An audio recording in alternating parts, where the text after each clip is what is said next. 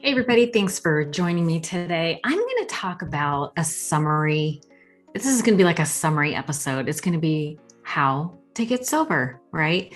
What is the secret behind getting sober? What's the secret behind recovery? It's not really just about getting sober. This is also about recovery, right? We're trying to recover our whole selves, our real selves, right? But first, we got to stop drinking because it's wrecking our damn lives, right?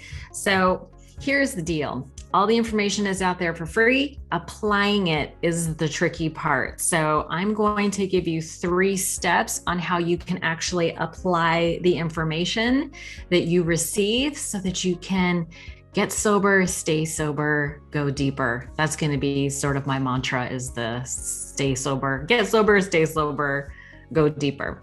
Okay, but today we're talking about the 3 things. It's like the secret to getting sober.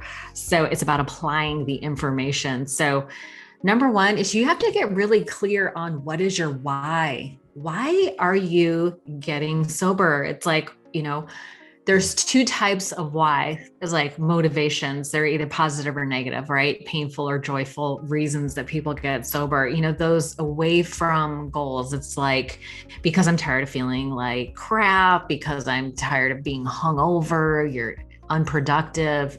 It could be as extreme as I don't want to die. If I keep doing what I'm doing, I'm gonna die, right? There's that extreme as well. There's also the sick and tired being sick and tired. There's the tired of hurting friends and family, like being absent, wasting money. There's the fears around killing somebody if you drink and drive, or, killing yourself. Alcohol poisoning, asphyxiation. I didn't say that right, but you know what I mean. These are all dangers associated with alcoholism, alcohol use disorder, if that's a more palatable term these days. So those are sort of like the away from goals. Get really clear. This is a writing exercise, by the way. Let's get really clear about, why you want to stop. What are the negative reasons that you want to stop? But there's also like the towards goals. It's like the, future pacing. What could you get out of your life if you do stop drinking? It's like you want to feel good about yourself. You want to be present for your friends and family. You want to be healthy. You want to live a long life. You want to, live your best life type of thing. What could you accomplish if you didn't have the hindrance of alcohol, right? If you didn't need to cope with alcohol, what would your life be like? Get very clear about those 2 things. So it's the away from goals, which is around pain. And then it's the toward goals. Like what you think about, you bring about. I'm really about visualizing that future that you want to create, right? So it's not just, you kind of have to balance it out, but those are the strong reasons why that you want to get sober. And I ask people to get really clear about why you want to get sober, because really the solution requires some action. It's all about cause and effect. I tried to think my way into right living for years. I lived in the self-help section at Barnes and Noble trying to think my way into right living. I read all the books. 7 spiritual laws of, I thought money was going to save me.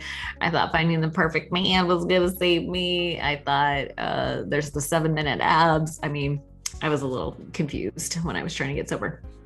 But all that to say is what I was really trying to do was think my way into right living, when the secret, the real deal is you have to live your way into right thinking. So it's all cause and effect. And what's so interesting is when we're consuming drugs and alcohol, we are actually rewiring our dopamine reward system. Dopamine acts like a save button. You take an action, you feel good, and then you get a rush of dopamine, and that wires your brain to respond to whatever that previous activity was. So it's like mood follows action. That's a big rule of thumb. Mood follows action. So we are really talking about living your way into right thinking. We're trying to rewire your brain. If you keep pouring alcohol in there, you can't rewire it. So it's important to stop drinking and then start applying these principles. And okay, so once you're clear about what is your why, I really always start with what is your why, because What I then ask people to do is start investing in a self-care practice in the morning. And I like to give the red Kool-Aid analogy. So the red Kool-Aid analogy is sort of like you wake up in the morning with all of yesterday's unresolved thoughts and feelings and stresses, and you're looking forward to your day. And there's all these obligations and responsibilities and maybe some unresolved tension in your life somewhere. Maybe you're at war with yourself around parenting, work, whatever. It's important to be able to process negative feelings to resolution before you start your day. And so the reason I bring up the red Kool-Aid analogy, if you don't handle it first thing in the morning, right? If you don't remember what is your why am I doing all this? You will have that moment in the morning when you are at the crossroads. You are thinking, I have all this stuff I need to get done. The kids are demanding. I got to get on the emails. I have to respond to a customer. I have to respond to my boss. I want to check Facebook, email, any number of distractions. And in that moment, when you're trying to decide what you should I do my self-care practice or should I just jump into my day? Go back to remembering what is your why. Why are you about to do your self-care? So the red Kool-Aid is, if you don't, it's almost like walking around with a pitcher of red Kool-Aid. And I don't know if you are familiar with Kool-Aid, but it's red, it's sticky, and it stains if you spill it. So it's like, if you don't do the self-care in the morning, it's like walking around with this pitcher of red Kool-Aid. It's full to the brim. And if somebody bumps you and you spill that Kool-Aid, it stains, it's sticky, it's a hot mess. So that's like moving through your day, you didn't do any self-care, and somebody says something to you and they trigger you emotionally and just explode on them. Words are like toothpaste. Once they come out, it's very difficult to get it back in. Nothing is ever the same, right? So it's so important that we do the self-care because that gives us pause, right? We process negative feelings to resolution. And so my trick, strategy, tool, resource, whatever you want to call it, I practice the rain meditation, and you can find it on YouTube. Just do a search for Tara Brach. It has a guided rain meditation. It's 11 minutes and 31 seconds, and it's amazing. RAIN stands for recognize, allow, investigate, and nurture. And so you do this quick meditation. It's guided. So those of us who have ADHD or have a hard time, clearing our minds of thought, this is a great way to have somebody guide you through your body, your feelings, recognize it, like where are you holding tension in your body, allowing that feeling some space to then resolve. What you resist persists. So if we don't feel our feelings, they just persist. We just disassociate, disconnect. We just try to deny and bury our feelings, but really our feelings are there to help us. Like anger is a sign of an unmet need. So recognizing, allowing the feeling some space, and then investigating, where are you holding it in your body? Where did it come from? What does it feel like in your body? They say the issues are in the tissues. So get connected with your body, your feelings. And then we move to N, which is nurture. So the nurturing part is what does that feeling need? What kind of nurturing? Do we need some self-acceptance? Do we need some validation, some acknowledgement? I have found that, I learned this from my HR days in the high-tech world, and in recovery too, people need to have their feelings validated before they can move on to the solution.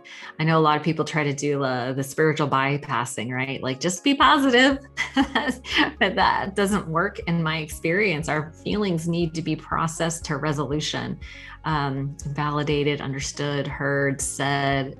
That's how we transform those negative feelings. Sharing it with somebody else, having our feelings validated, that helps us to process those negative feelings to resolution so that you're not carrying it throughout your day, right?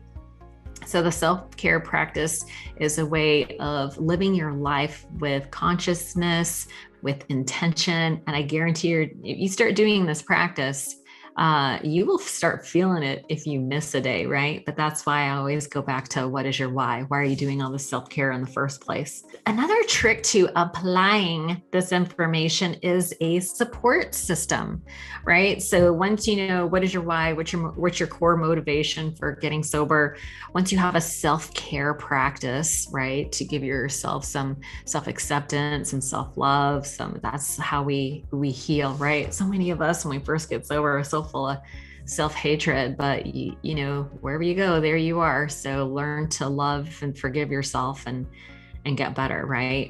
But this last piece, the support system, is so important. And you can find support through 12-step programs. There's all kinds of online Facebook groups, but I also have Sobriety Reset, which is a 30-day program to get you jump started. It's to help give you momentum, but man, there's like Refuge Recovery, Celebrate Recovery. There's all kinds of free resources. So if money is an issue, definitely they're not really free. I mean, they are self-supporting through their own contributions. So you just, don't be a jerk. Contribute to the meetings, right? A little bit. You're not spending money on booze, so you might as well help support the meetings that you go to. But all these programs help you to develop a support system. You need some sober friends. You need people who understand what it's like to be where you're at. And they help you to actually apply the information through accountability. It's like commitment and accountability. So those are sort of my 3 steps. Those are like the 3 secrets to recovery. There's obviously a lot more to it. Building your self-esteem that's like my favorite thing to talk about. Service work is a great way to. I'm all about sobriety through self-esteem, and there's a bunch of ways to do that. I will share more about that later.